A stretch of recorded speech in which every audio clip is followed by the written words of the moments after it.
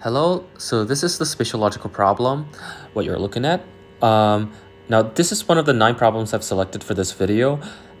Spatial logical problems, I've taken 3 different spatial logical problem tests, and I've scored second highest on all 3 of them. And then I have some experience in taking them, and I want to share my experience.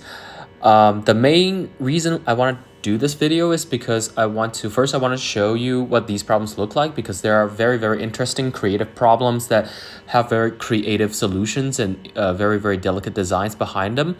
And also what I want to show is the power of representation. Sometimes very, very hard problems, like even if you know the answer, like how to solve this problem, it's just really hard to think that anyone would think in that direction. But if you use a different representation for those hard problems becomes easy problems. So I just want to highlight the power of representation. That's the primary reason why I want to do this video. Let me show you the first problem. So this is actually a very good example of using a different representation to tackle the same problem. So the solution is when you add the top item to the bottom item, you get something like this. When you add this to this, you get something like this. Now notice how the end results are the same. So the end result for this group should also be something like this.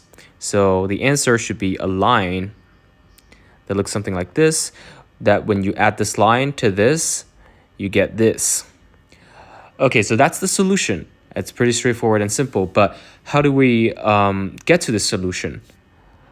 The representation that I used was the representation of numbers. So I counted the lines. Instead of observing the physical relationships or the physical patterns underlying the physical forms, which was intended for you to, the main way intended for test takers to solve this problem, I actually deviated from that approach. I used a different representation, which is the representation of numbers. So I counted the lines. This is 1 line, this is 2 lines, this is 3 lines, and this is 3 lines, this is 2 lines, and this is a question mark. Now notice how there's a very obvious pattern, like the numbers in the top row is increasing and the numbers in the bottom row are decreasing. And after some contemplation, I thought to myself, if I were to combine the top numbers in the top row to the numbers in the bottom row, I actually don't get increasing or decreasing. I can get an even number. What I mean by that is that when you add 1 to 3, you get 4, which is equal to when you add 2 to 2 together. So naturally, the end result for the last group should be 4, which is 3 plus 1. So the answer should be 1 line. But how do we make sense of this 1 line? How do we, what does this 1 line look like? To do that, we have to understand what this 4 means. So when you put units to it, it actually is 4 lines. So naturally, 1 plus 3 becomes 1 line added to these 3 lines. You get the physical forms that is equal to when you add these 2 lines to these 2 lines. That is the same physical form. So not only are the lines the same numbers, you get the same physical forms.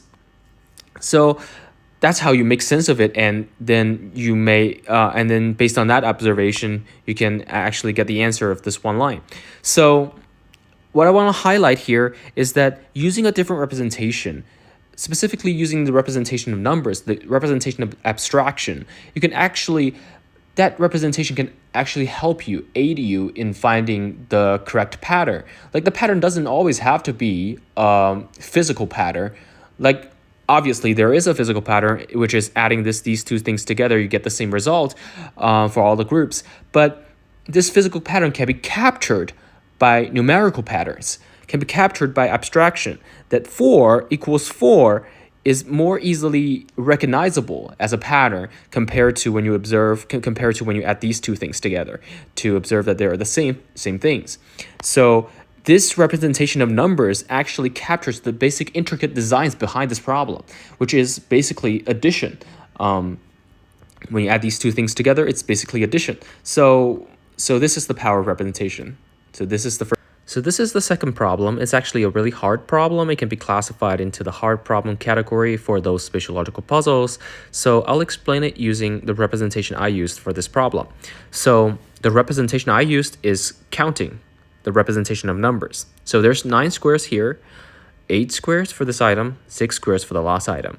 So intuitively, it seems to me that it's odd that if the logic progresses from the first item to the second item, and to the third item, and to the last item, that if the logic was simple, then it intuitively seems odd to me that 9 is up 3 squares compared to 6. That the first item is 3 squares more compared to the last item, which is not normally somebody would think this problem. They would delve straight into this problem by observing, finding out the potential patterns lies in the physical forms. But I didn't do that. I counted and realized some weirdness in those numbers. So I asked the question, why is the first item up 3 squares compared to the last item? Then I immediately switched my representation to something like this. I asked this question, if it's indeed not 3 squares up, if it's indeed that the first item is not 3 squares more compared to the last item, where would I, as the test maker, hide the square such that it can seem like it exists, but it actually doesn't exist? Then I immediately looked at the square in the center. I thought to myself, this square can just not exist. It just seems like what I mean by that is, if you cut the center out, the first item will look the same. So it's not actually not 9 squares, it's 8 squares. 1, 2, 3, 4, 5, 6, 7, 8. You only need those 8 squares for the first item to look the way that it looks. So it seems very promising to me that the center is empty. So I focused on this region containing the empty square. And in the same region here for the third item, the empty square is here. And for the fourth item, the empty square is here. So by looking at this region containing the empty square, I found the first pattern, which is this. So A, B, C, D. This is what that region looks like for the first item. And this is the region for the third item. This is the region for the fourth item. And notice how if you rotate this region clockwise by 90 degrees, you get this, and then you get this, and then you get this. Now with that part of the problem out of the way, what's left of us is this. Is this region right here, and this part right here, and this part. So how do we explain these parts? So the second pattern for this problem is, this is the front view, the 3D figure for the first item, and the front view of this is what this first item looks like, that part. And then the front view of this 3D figure is what the part of the third item looks like, and this is for the fourth item, the front view. And if you rotate this 3D figure 90 degrees in this direction, you get this, and then you get this, and then you get this. So this explains the whole problem. And the final answer is you add this to this. This is the final answer. And then you take the front view of this 3D figure, which is this part. Okay, so this is the final answer. But what I want to highlight is really how do we get to the empty square, which is really the breakthrough. The way to think about this problem is basically because of that breakthrough, because of finding out that empty square. How do we get to the empty square? I think if you were to look at this problem like normally, like most people would do, like by finding the potential pattern underlying the physical forms, like the test maker would want you to solve this problem, which makes it really, really difficult because of the design. By using the mainstream way of finding out the pattern, it's really, really hard to find that there's an empty square in the center. But by switching to a different representation, by using numbers to capture the designs of the test maker, we can actually get to the empty square quicker and more efficiently by asking the right questions along the way, and by observing, having become more sensitive to the oddness presented in those numbers. So switching to a different representation actually helps you solve very seemingly very, very hard problems. So also I want to say that using numbers, why using numbers work is because it's an abstract representation that captures the designs in this problem. That those squares, when you take the physical forms seen to the naked eye, it's really hard to observe any weirdness in those squares. But if you count them, the numbers themselves contain information about weirdness. That is, it can be more reasonable if you cut out the center. The numbers can now seem more reasonable. Like instead of 9 compared to 6, now it's 8 compared to 6. Now that number seems more reasonable. So this is the third problem. I'll explain how I use the representation of coding to solve this problem. So for this problem, as you can see from observation, that there is a string of numbers on top of each grid. And for each grid, there is a dot in the center. And for each grid, there is a circle in a particular region on the grid. And for the third item, that circle is missing, so your task naturally becomes to find wherever that circle is on the grid.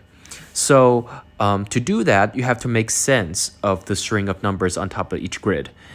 And I thought to myself, that number has to contain information about how that center dot connects to the circle in the particular region on the grid. So at that point in my problem-solving process, the image in my head immediately becomes typing on a computer a piece of code that after you hit run, that center dot becomes that circle on that particular region on the grid. So that string of numbers is just the code. So the way I thought about the string of numbers, the initial stage of understanding the string of numbers is coding. It's just a piece of code. So I thought to myself, what does this code contain? Like, what's the content of this code? The most straightforward and the easiest to think way, the content that this code can contain is directions: up, down, left, and right. But there's 4 directions. I actually counted how many numbers are there in each string of numbers. There are actually all 8 numbers. But top down, left and right, there are just 4 directions. How can there be 8 numbers? And then I immediately realized that if you add top left, top right, bottom left, and bottom right, it's 8 directions. It's 8 numbers. Now this code seems more, I can understand this code even more now that it just contains information about these 8 directions. But how do we arrange these 8 directions? I think the most straightforward way of arranging these 8 directions is by starting with up and then top right, and then you rotate this clockwise versus counterclockwise, because clockwise is more straightforward a way to think, and then right, bottom right, and then down, bottom left, left, top left. This is the way of arranging these things. And then what's 1 represent and what's 0 represent? 1 means go and 0 means not go. So let's test this hypothesis. So let's go up 1 grid and then not go, go, which is going down here. It becomes here, not go, and then it goes here. Okay, so this confirms this hypothesis. And then what about this? Let's first write these directions down clockwise. So this goes, the first thing that it goes is this, and then it goes down, and it goes this, and then it goes here, reaching the circle. So first it goes, what it goes is bottom right, and then down, and then bottom left, bottom right, down, bottom left, you go here, and then the last direction you should go is top left, top left. So that's how you solve this problem. And then you just have to do the same thing with this. Okay, so that's how you solve this problem. So I use the representation of coding to help me bit by bit understand what the string of number represents, what the string of number means. So this is the power representation. So this is the last problem. And this test maker actually designs this last problem to contain 2 different possibilities. One tricks you, misleads you to a wrong solution, and one is the correct answer. So let's start with the wrong possibility. This wrong possibility is really easy. Like if you take the top row, you rotate this clockwise 90 degrees, then you get this. Then naturally, you'd think that this is an analogical problem, that if you rotate this 90 degrees, you get something like this, and that should be the answer. But that's not the right answer, because that answer doesn't explain why this line is exactly the same in length as this line, and why this line is exactly half of the length of this line. So in order to have a satisfactory answer, that answer should be able to explain why these lines have such relationships. So by this discovery, I actually was able to come up with a question. Why did the test maker design this problem such that it has all these specific relationships, like the sameness in length and halfness in length? So by contemplating a bit, I come to this realization that all these items are just part of this bigger item, which is a square with dots on each corner. So if you cut this square like this in the middle in half, and what's remaining is this part, then you get this first item. And then you rotate this line by 45 degrees clockwise, you get this triangle. And this triangle looks something like this. Now, that's the answer. Why? Because if you were to rotate again 45 degrees, so first you start with a horizontal line, and then 45 degrees is this line, and then 45 degrees is this line, and then 45 degrees is this line. Now we get to this line. So with this line, what's remaining is this part. So with this part, that's actually this item. And then we get to this line. So let me erase this part. And then for this line, what's remaining is this part. So this part is actually this part. And then the first half of the square we get is this item. So it's clear that it's actually a sequence of cutting this square. So upon reflection, what is successful for me in this problem-solving process is me asking the question of why did the test maker design the problem like this, such that it contains all the specific relationships between different lines. So that's helpful for me because it helps fixate my mind on these specific relationships between different lengths, such that I can propose an idea that they're all part of a bigger square. So asking the critical question of why the test maker designed the problem like this is actually a semi-representation that not only does it capture important aspects of the question, like the relationships between different lengths, but also somehow get to the test maker's intentions behind making this problem. So in conclusion, these problems are sometimes hard problems, but if you use the right representations or cognitive tools to aid you in your thinking, then these problems can be made easier. And also, it connects with my published paper that discusses how language transforms spatial intelligence into a more analytic and abstract domain, that language sometimes serves as a representation for both abstract reasoning and spatial rotational ability. So, for example, on top of, right next to, behind all those are spatial languages that help you do imagination tasks. So what I want to say is that having a right representation can actually help you in your cognitive tasks. So I have a few ideas for research, like we can categorize people's representations.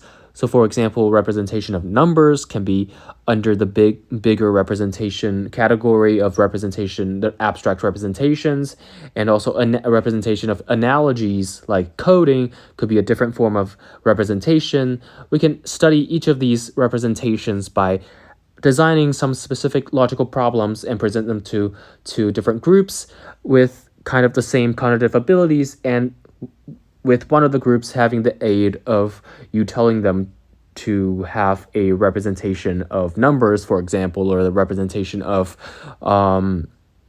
coding, for example. So and then compare the outcomes. So So I'm really interested about the fundamental principles of representations, problem representations, and how that could help us in the future in not only human problem solving process, but also how that connects to artificial intelligence and whether artificial intelligence could have their own kind of unique representation for problems, and how we can find out what that representation is by presenting what kind of tests to them. So thank you for watching this video. Hope you enjoyed it.